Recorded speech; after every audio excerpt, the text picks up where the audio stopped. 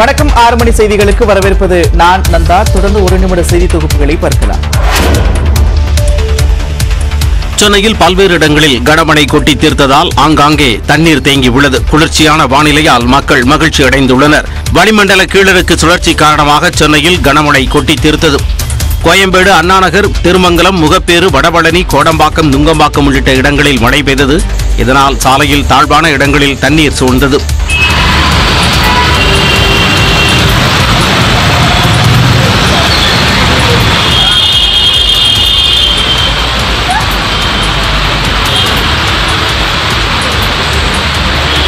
வில்லிவாக்கம் சுற்றுவட்டாரத்தில் பெய்த கனமழையால் தெருக்களில் தண்ணீர் பெருக்கெடுத்து ஓடியது.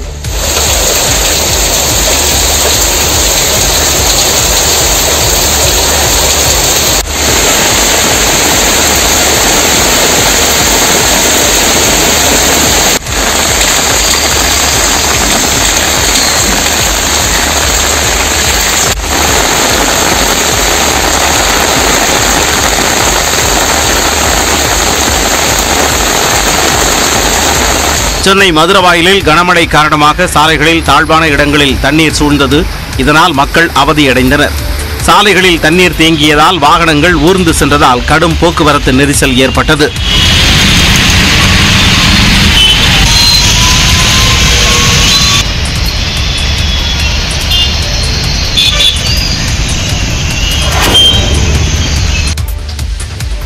சென்னை வேளச்சேரியில் ஆலங்கட்டி மழை கொட்டியது. இதனால் மக்கள் உற்சாக மிகுதியில் திக்குமுக்காடினர். பலர் வானில் இருந்து கொட்டிய ஐஸ் கட்டிகளை கையில் எடுத்து விளையாடி தங்களது மகிழ்ச்சியை வெளிப்படுத்தினர். வசந்த காலம் முடிந்து கோடை காலம் தொடங்க உள்ள நிலையில் ஆலங்கட்டி மழை சென்னை மக்களை வெப்பத்தின் தாக்கத்தில் இருந்து விடுவித்துள்ளது. இதற்கிடையே வேளச்சேரியின் பல்வேறு பகுதிகளில் குளம் போல் மழைநீர் தேங்கியது. சென்னை மாநகராட்சியின் 175வது வார்டுக்குட்பட்ட நேருநகர், பெரியார் நகர், 1வது பிரதான சாலை உள்ளிட்ட இடங்களில் பல்வேறு தெருக்களில் முழங்கால் அளவிற்கு மழைநீர் தேங்கி நின்றது. சில இடங்களில் மழை நீருடன் கழிவு நீரும் சேர்ந்ததால் துர்நாற்றம் வீசுகிறது. மழைநீர் தேங்கி நிற்பதால் வாகனங்கள் பழுதாகி நின்ற நிலையில் வாகன ஓட்டிகள் அவைகளை தள்ளிச் செல்லும் நிலை ஏற்பட்டது.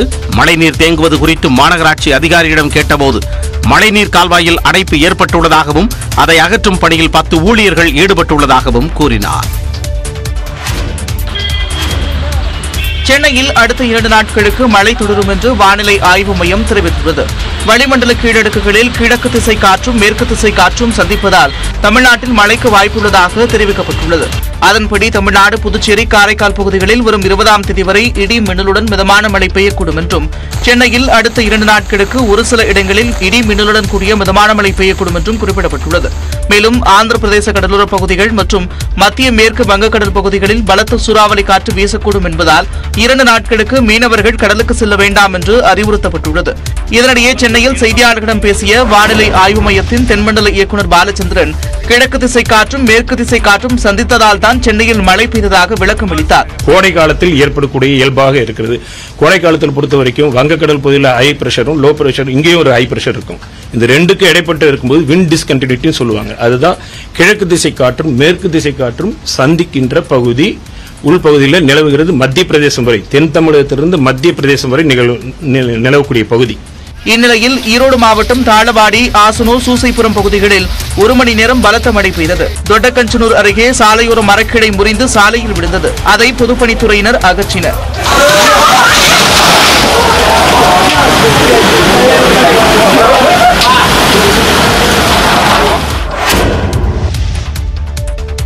பால் கொள்முதல் விலையை உயர்த்த கோரி ஆவின் பால் நிறுவனத்திற்கு பால் வழங்குவதை நிறுத்தி உற்பத்தியாளர்கள் தமிழ்நாடு முழுவதும் போராட்டத்தை தொடங்கினர். பால் கொள்முதல் விலையை 40 ரூபாய்க்கு உயர்த்த கோரி பால் உற்பத்தியாளர்கள் இந்த போராட்டத்தை நடத்துகின்றனர்.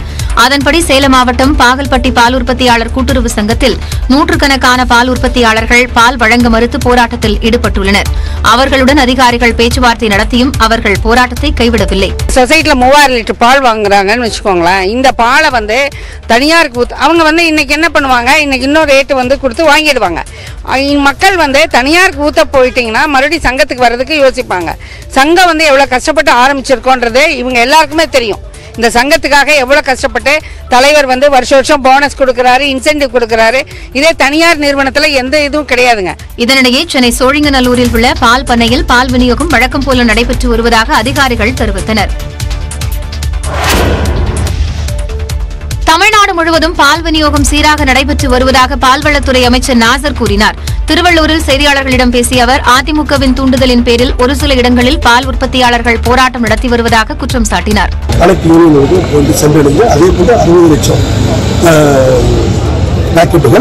ஒட்டுமொத்த தமிழகம் முழுவதும் சீரான முறையில் விநியோகிக்கப்பட்டிருக்கிறது. எந்த விதமான உற்பத்தி செய்கிற இடத்திலையும் தங்கு தடையில்லை, விநியோகம் செய்கிற இடத்திலையும் தங்கு தடையில்லாமல் சரியான முறையில் கவனிக்கப்பட்டது. இதனிடையே ஆவின் பால் விற்பனை எந்தவித தடையும் இன்றி தொடர்ந்து நடைபெறும் என்று ஆவின் நிர்வாகம் விளக்கம் அளித்துள்ளது. ஒரு சில பால் உற்பத்தியாளர்கள் கூட்டுறவு சங்கங்களை தவிர இதர சங்கங்களில் வழக்கமான அளவிற்கு பால் உற்பத்தியாளர்கள் பால் வழங்கியதாகவும் தெரிவிக்கப்பட்டுள்ளது. ஆவின் மற்றும் பால்வளத்துறையின் கள அலுவலர்கள் சங்கங்களில் முழுவீச்சில் கண்காணிப்பு பணியில் ஈடுபட்டுள்ளதாகவும், தற்போது அறிவிக்கப்பட்டுள்ள பால் நிறுத்த போராட்டத்தை பயன்படுத்தி சில தனியார் நிறுவனங்கள் பால் கொள்முதல் செய்ய மேற்கொள்ளப்பட்ட போதிலும் அம்முயற்சிகள் முறியடிக்கப்பட்டுள்ளதாகவும் தெரிவிக்கப்பட்டுள்ளது. இதுகுறித்து வரும் வதந்திகளையும் உண்மைக்கு புறம்பான செய்திகளையும் பொதுமக்கள் நம்ப வேண்டாம் என்றும் ஆவின் நிர்வாகம் கேட்டுக் கொண்டுள்ளது. பால் உற்பத்தியாளர்கள் பிரச்சினைக்கு உடனடியாக தீர்வு காண வேண்டும் என்று அரசியல் தலைவர்கள் வலியுறுத்தியுள்ளனர். இது தொடர்பாக பாமக தலைவர் அன்புமணி ராமதாஸ் வெளியிட்டுள்ள அறிக்கையில், தமிழக முதல்வர் மு.க. ஸ்டாலின் உடனடியாக இந்த சிக்கலில் தலையிட்டு பால் உற்பத்தியாளர்களுக்கு உதவ வேண்டும் என்று கேட்டுக் கொண்டார். அதேபோல பால் உற்பத்தியாளர்கள் விவகாரத்தில் தமிழ்நாடு அரசு உடனடியாக தலையிட்டு பேச்சுவார்த்தை மூலம் சுமூக தீர்வு காண வேண்டும் என்று பாஜக மாநில தலைவர் அண்ணாமலை வலியுறுத்தியுள்ளார். அவர் வெளியிட்டுள்ள ட்விட்டர் பதிவில், ஆட்சிக்கு வந்தவுடன் பால் மற்றும் பால் பொருட்கள் விலையை தொடர்ச்சியாக உயர்த்திய திமுக அரசு பால் கொள்முதல் விலையை உயர்த்த வேண்டும் என்ற உற்பத்தியாளர்களின் கோரிக்கைக்கு மட்டும் செவிசாய்க்காமல் இருப்பது ஏன் என்று வினவியுள்ளார். பால் உற்பத்தியாளர்கள் போராட்டம் காரணமாக ஆவின் நிறுவன பால் நுகர்வோர்களுக்கு 10 லட்சம் லிட்டர் அளவில் பால் வழங்குவதில் தட்டுப்பாடு ஏற்பட வாய்ப்புள்ளதாகவும் குறிப்பிட்டுள்ளார். பால் உற்பத்தியாளர்களின் கோரிக்கைகளை நிறைவேற்ற நடவடிக்கை எடுக்கும் அதே வேளையில் மக்களை பாதிக்கும் வகையில் பால் விலையை உயர்த்தக்கூடாது என்று அம்மா மக்கள் முன்னேற்ற கழகத்தின் பொதுச் செயலாளர் டிடிவி தினகரன் கேட்டுக் கொண்டுள்ளார். பால் நிறுத்த போராட்டத்தில் சென்னை உள்ளிட்ட நகரங்களில் ஆவின் பால் விநியோகம் கடுமையாக பாதிக்கப்பட்டுள்ளதாகவும், எனவே பால் நிறுத்த போராட்டத்தை முடிவுக்கு கொண்டுவர அரசு முயற்சிகள் மேற்கொள்ள வேண்டும் எனவும் தினகரன் கேட்டுக் கொண்டுள்ளார். ஆளும் கட்சி மற்றும் எதிர்க்கட்சி உறுப்பினர்களின் தொடர் அமளியால் நாடாளுமன்ற இரு அவைகளும் திங்கட்கிழமை வரை ஒத்திவைக்கப்பட்டன. நாடாளுமன்ற பட்ஜெட் கூட்டத்தொடரின் 2வது அமர்வு கடந்த 13ஆம் தேதி தொடங்கியது. கூட்டத்தொடர் தொடங்கியது முதல் அதானி விவகாரத்தில் நாடாளுமன்ற கூட்டுக்குழு விசாரணை கோரி எதிர்க்கட்சிகளும், இந்திய ஜனநாயகம் குறித்து பேசிய ராகுல் காந்தி மன்னிப்பு கேட்க கோரி ஆளுங்கட்சியினரும் இரு அவைகளிலும் அமளியில் ஈடுபட்டு வருகின்றனர். இந்நிலையில் வெள்ளிக்கிழமை காலை 11 மணிக்கு மக்களவை தொடங்கியது முதல் ராகுல் காந்தியின் லண்டன் பேச்சு தொடர்பாக ஆளுங்கட்சியினரும் அதானி, நீட் உள்ளிட்ட விவகாரங்கள் குறித்து பேச அனுமதிக்க வேண்டும் என கூறி எதிர்க்கட்சியினரும் அமளியில் ஈடுபட்டனர்.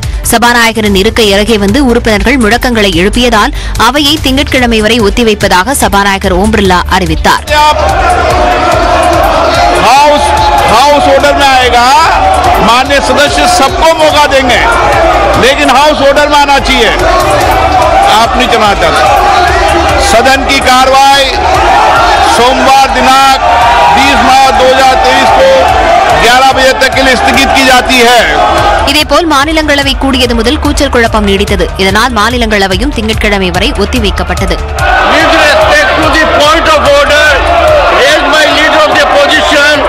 I find expedient to direct leader of the house to authenticate, including the electoral means, the assertion made by him. இதன் மூலம் தொடர்ந்து 5வது நாளாக நாடாளுமன்றத்தின் இரு அவைகளின் நடவடிக்கைகளும் முடங்கின. அதானி விவகாரம் தொடர்பாக நாடாளுமன்ற கூட்டுக்குழு விசாரணைக்கு உத்தரவிட வலியுறுத்தி எதிர்க்கட்சிகள் போராட்டத்தில் ஈடுபட்டன. அதானி விவகாரம் மற்றும் ராகுலின் லண்டன் பேச்சுக்கு எதிர்ப்பு தெரிவித்து ஆளுங்கட்சியினர் மற்றும் எதிர்க்கட்சியினர் நடத்தி வரும் அமளியால் நாடாளுமன்றம் தொடர்ந்து முடங்கி வருகிறது. இந்நிலையில் நாடாளுமன்ற வளாகத்தில் நடைபெற்ற போராட்டத்தில் காங்கிரஸ் தலைவர் மல்லிகார்ஜுன கார்கே, ஐக்கிய முற்போக்கு கூட்டணி தலைவர் சோனியா காந்தி, ராகுல் காந்தி, காங்கிரஸ் மூத்த தலைவர் ப. சிதம்பரம் உள்ளிட்டோர் பங்கேற்றனர். இதேபோல் திமுக நாடாளுமன்ற குழு தலைவர் டி.ஆர். பாலு, எம்பி திருமாவளவன் உள்ளிட்டோரும் போராட்டத்தில் பங்கேற்றனர்.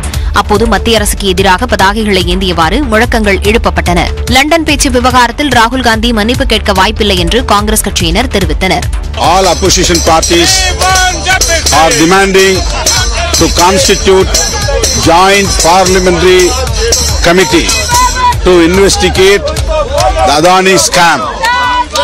Modi government is highly adamant to save Adani, not to save the nation. Chennai Chepauk cricket மைதானத்தில் முன்னாள் முதலமைச்சர் கருணாநிதி பெயரில் அமைக்கப்பட்ட கேலரியை முதலமைச்சர் மு க ஸ்டாலின் திறந்து வைத்தார். சேப்பாக்கம் எம்.ஏ. சிதம்பரம் கிரிக்கெட் மைதானத்தில் 139 கோடி ரூபாய் செலவில் நவீன வசதிகளுடன் கட்டப்பட்ட கேலரிக்கு முன்னாள் முதலமைச்சர் கருணாநிதியின் பெயர் சூட்டப்பட்டது. இந்த நிலையில் முதலமைச்சர் மு க ஸ்டாலின் மாலை கேலரியை திறந்து வைத்தார்.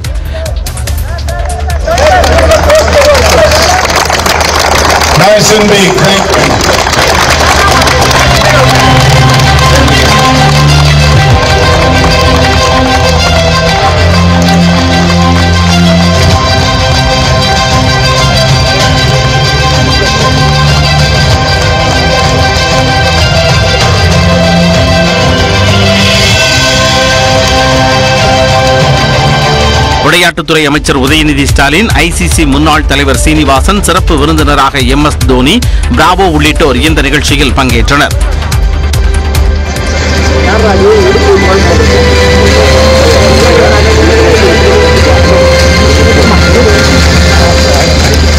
சேப்பாக்கம் மைதானத்தில் மறைந்த முதலமைச்சர் அண்ணா பெயரிலான கேலரியை அப்போதைய முதலமைச்சராக இருந்த கருணாநிதி திறந்து வைத்தது குறிப்பிடத்தக்கது.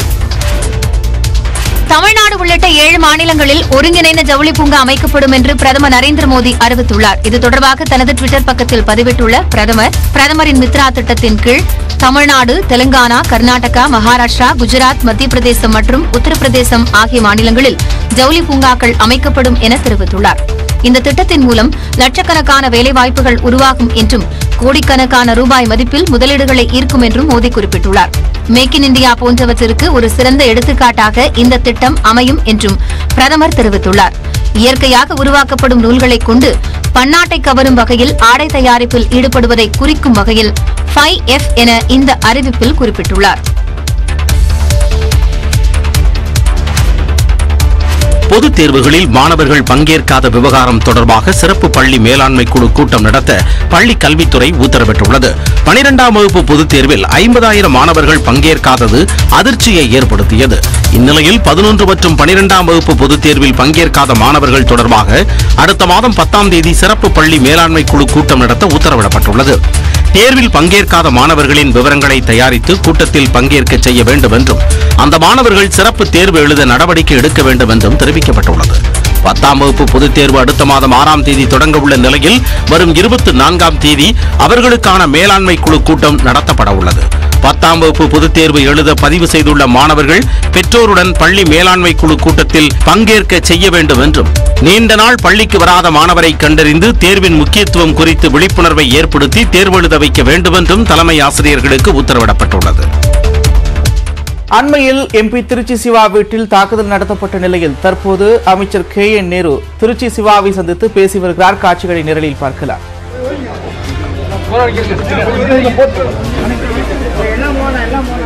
இது தொடர்பான கூடுதல் விவரங்களோடு செய்தியாளர் கோவிந்தராஜ் இணைப்பில் இருக்கிறார். கோவிந்தராஜ், விவரங்கள். நந்தா, நேற்று முன்தினம் நகராட்சி நிர்வாகத்துறை அமைச்சர் KN நேருவின் ஆதரவாளர்கள் MP சிவாவின் வீட்டை அடித்து நொறுக்கினர். அதாவது நகராட்சி நிர்வாகத்துறை அமைச்சர் KN நேரு இந்த பகுதியில் ஒரு சிறப்பு விழாவிற்கு வந்த பொழுது அவருக்கு கருப்பு கொடி காட்டியதன் காரணமாக MP சிவாவின் ஆதரவாளர்கள் 6 பேரை விசாரணைக்காக காவல் நிலையத்திற்கு அழைத்து சென்றனர். அப்பொழுது அவர்கள் அங்கு காவல் நிலையம் புகுந்து தாக்கப்பட்டனர். அதன் பின்னர் MP சிவாவின் ஆதரவாளர்களை நேருவின் ஆதரவாளர்கள் தாக்கியதாக கூறி 5 பேர் மீது வழக்கு தொடுக்கப்பட்டு அவர்கள் சிறையில் அடைக்கப்பட்டனர். இதன் காரணமாக திமுகவின் தலைமை கழக அறிவிப்பின்படி 4 நபர்கள் திமுகவில் இருந்து நீக்கப்பட்டுள்ளனர். நேற்று MP சிவா தற்பொழுது உக்ரைனிலிருந்து நேரடியாக வீட்டிற்கு வருகை தந்து அங்கு அவரின் வீட்டை பார்வையிட்டார். அப்பொழுது தான் மிகவும் மனவேதனையில் இருப்பதாகவும் தற்பொழுது கூறுவதற்கு எதுவும் இல்லை என்று நேற்று மிக வருத்தத்துடன் அவர் நேற்றைய செய்தியாளர்களை சந்தித்தார். இந்நிலையில் இன்று நகராட்சி நிர்வாகத்துறை அமைச்சர் KN நேரு MP சிவாவின் வீட்டிற்கு நேரடியாக வந்து தற்பொழுது பார்வையிட்டு அவருடன் பேசி வருகிறார். தற்பொழுது இதற்கு பின்பு செய்தியாளர்களை சந்திக்க உள்ளார். நந்தா, தொடர்ச்சியா வேறு முக்கிய நிர்வாகிகள் யாரேனும் இந்த சந்திப்புல பங்கேற்றிருக்கிறார்களா? அது தொடர்பான விவரங்கள். நந்தா, தற்பொழுது இந்த சந்திப்பின் போது MLA ஸ்ரீரங்கம் சட்டமன்ற உறுப்பினர் பழனியாண்டி மற்றும் முசிறி MLA தியாகராஜ்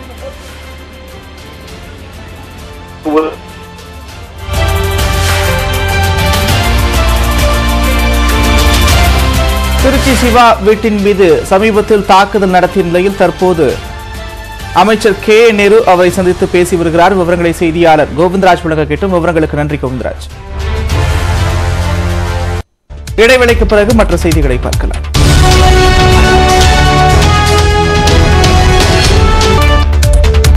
தொடர்ந்து 1 நிமிட செய்தி தொகுப்புகளை பார்க்கலாம். பெண் காவலர்களுக்கு குடும்ப சூழலுக்கு ஏற்ப விடுப்பு மற்றும் பணியிட மாறுதல் வழங்கப்படும் என்று முதலமைச்சர் மு.க.ஸ்டாலின் அறிவித்துள்ளார். தமிழ்நாடு மகளிர் காவல்துறையின் பொன்விழா ஆண்டு நிகழ்ச்சி சென்னை நேரு உள்விளையாட்டு அரங்கில் நடைபெற்றது. முதலமைச்சர் மு.க.ஸ்டாலின் தலைமையில் நடைபெற்ற நிகழ்ச்சியில் பெண் காவலர்களின் அணிவகுப்பு மரியாதையை முதலமைச்சர் ஏற்றார். முற்றிலும் பெண் காவலர்கள் அதிகாரிகள் பங்கேற்ற கவாத்து, இசைவாத்தியம் மற்றும் கலை நிகழ்ச்சி அனைவரையும் கவர்ந்தது.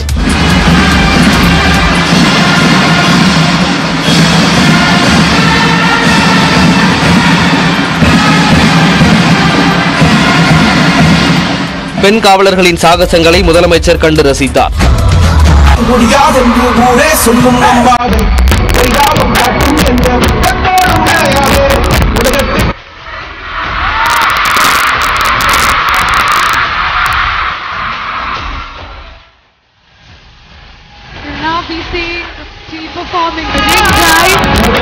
நிகழ்ச்சியில் பேசிய முதலமைச்சர் பெண் காவலர்களுக்கு கருணாநிதி பெயரில் விருது உட்பட 9 அறிவிப்புகளை வெளியிட்டார். பெண் காவலர்கள் குடும்ப தலைவிகளாகவும் பல பொறுப்புகளை ஆற்ற வேண்டியிருப்பதால் அவர்களது குடும்ப சூழலுக்கேற்ப விடுப்பு, பணியிட மாறுதல் வழங்குமாறு காவல் உயர் அலுவலர்களுக்கு உரிய உத்தரவுகள் வழங்கப்படும்.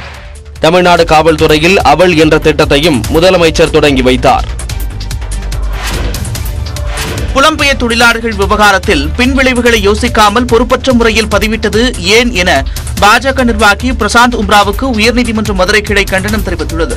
தமிழ்நாட்டில் புலம்பெயர் தொழிலாளர்கள் தாக்கப்பட்டு உயிரிழந்ததாக வதந்தி பரப்பிய வழக்கில் பாஜக நிர்வாகியும் வழக்கறிஞருமான பிரசாந்த் உம்ராவ் முன்ஜாமீன் கோரி மனு தாக்கல் செய்திருந்தார். அப்போது பல்வேறு மாநிலங்களுக்கு இடையே அச்சத்தை ஏற்படுத்தும் வகையில் பதிவிட்ட பிரசாந்த் உம்ராவுக்கு ஜாமீன் வழங்கக்கூடாது என அரசு தரப்பில் கடும் எதிர்ப்பு தெரிவிக்கப்பட்டது. இதனைத் தொடர்ந்து பிரசாந்த் உம்ராவுக்கு கடும் கண்டனம் தெரிவித்த நீதிபதி இளந்திரையன் தங்களுக்கு பொறுப்பு இல்லையா என கடுமையாக சாடினார். ட்விட்டர் பதிவால் புலம்பெயர் தொழிலாளர்கள் பதற்றமடைந்து ரயில்களில் பயணம் செய்வதை நேரடியாக தாமே பார்த்ததாக கூறிய நீதிபதி, சமூக பொறுப்புள்ள நபர் பின்விளைவுகள், பாதிப்புகள் தெரிந்தும் பீதியை ஏற்படுத்தும் தகவல்களை பதிவு செய்தது ஏன் என கேள்வி எழுப்பினார். மேலும் முன்ஜாமீன் கோரிய வழக்கின் தீர்ப்பை தேதி குறிப்பிடாமல் ஒத்திவைத்து நீதிபதி உத்தரவிட்டார். மதுரையில் கடந்த 3 நாட்களில் 200 பேருக்கு காய்ச்சல் உறுதி செய்யப்பட்டுள்ளது. இதில் 3 பேருக்கு கொரோனா தொற்று உறுதி செய்யப்பட்டுள்ளது. நாடு முழுவதும் இன்ஃபுளுயன்சா H3N2 காய்ச்சல் பரவ தொடங்கியிருக்கும் நிலையில் தமிழ்நாட்டின் பல்வேறு இடங்களில் சுகாதாரத்துறை சார்பில் காய்ச்சல் முகாம்கள் நடத்தப்பட்டு பரிசோதனை மேற்கொள்ளப்பட்டு வருகிறது. மதுரை மாநகராட்சியில் 38 இடங்களில் காய்ச்சல் முகாம்கள் நடத்தப்படுகின்றன. கடந்த 3 நாட்களில் நடத்தப்பட்ட காய்ச்சல் முகாம்கள் வாயிலாக 25,000 நபர்களுக்கு பரிசோதனை செய்யப்பட்டுள்ளது. இதில் 200 நபர்களுக்கு காய்ச்சல் அறிகுறி இருப்பது தெரியவந்துள்ளது. இதில் 3 பேருக்கு கொரோனா பாதிப்பு கண்டறியப்பட்டு சிகிச்சை வழங்கப்பட்டு வருகிறது. மதுரை அரசு ராஜாஜி மருத்துவமனையில் காய்ச்சல் உள்ளிட்ட பாதிப்புகளால் தினசரி 100 பேர் வரை வெளிநோயாளிகளாக சிகிச்சை பெறுகின்றனர். காய்ச்சல் பாதிக்கப்பட்டவர்கள் ஒரே இடத்தில் கூடுவதால் புறநோயாளிகளுக்கென தனிப்பிரிவு தொடங்கப்பட்டு சிகிச்சை அளிக்கப்படுகிறது. புதுச்சேரியில் அனைத்து பெண்களும் அரசு பேருந்துகளில் இலவசமாக பயணிக்கலாம் என்று முதலமைச்சர் ரங்கசாமி அறிவித்துள்ளார். புதுச்சேரி சட்டப்பேரவையில் அண்மையில் தாக்கல் செய்த நிதிநிலை அறிக்கையில் அரசு பேருந்துகளில் பட்டியலின பெண்களுக்கு மட்டும் இலவச பயணம் என அறிவிக்கப்பட்டிருந்தது. இதற்கு திமுக உள்ளிட்ட எதிர்க்கட்சிகள் கடும் எதிர்ப்பு தெரிவித்திருந்தன. இந்நிலையில் பட்ஜெட் உரை மீதான விவாதத்தில் பேசிய முதலமைச்சர் ரங்கசாமி புதுச்சேரியில் இயங்கும் அரசு பேருந்துகளில் அனைத்து பெண்களும் இலவசமாக பயணிக்கலாம் என அறிவித்தார். அனைத்து மாநிலங்களுக்கும் நம்ம புதுச்சேரி மாநிலம் வர்றதுக்கு கழகத்தின் பிஆர்டிசியில் இலவச பேருந்து பயணம் செய்யலாம். மருத்துவ காப்பீட்டு திட்டம் அனைத்து குடும்ப அட்டைதாரர்களுக்கு கிடைக்கிற மாதிரி திருத்தி கொடுக்க நடவடிக்கை எடுக்கும். தொடர்ந்து கைம்பெண் தாய்மார்களுக்கு மாதாந்திர உதவித்தொகை 2000 3000 ரூபாயாக உயர்த்தப்படும் என்று முதலமைச்சர் ரங்கசாமி அறிவித்தார். சேதராப்பட்டில் மருத்துவ பூங்கா அமைக்கப்படும் என்றும் பட்டதார இளைஞர்களுக்கு வேலைவாய்ப்பு வழங்க புதிய தொழிற்சாலைகள் தொடங்கப்படும் என்றும் அறிவித்தார். மேலும் அனைத்து குடும்ப அட்டைதாரர்களுக்கும் ஆயுள் காப்பீடு திட்டம் செயல்படுத்தப்படும் என்றும் தனது உரையில் முதலமைச்சர் ரங்கசாமி அறிவித்துள்ளார்.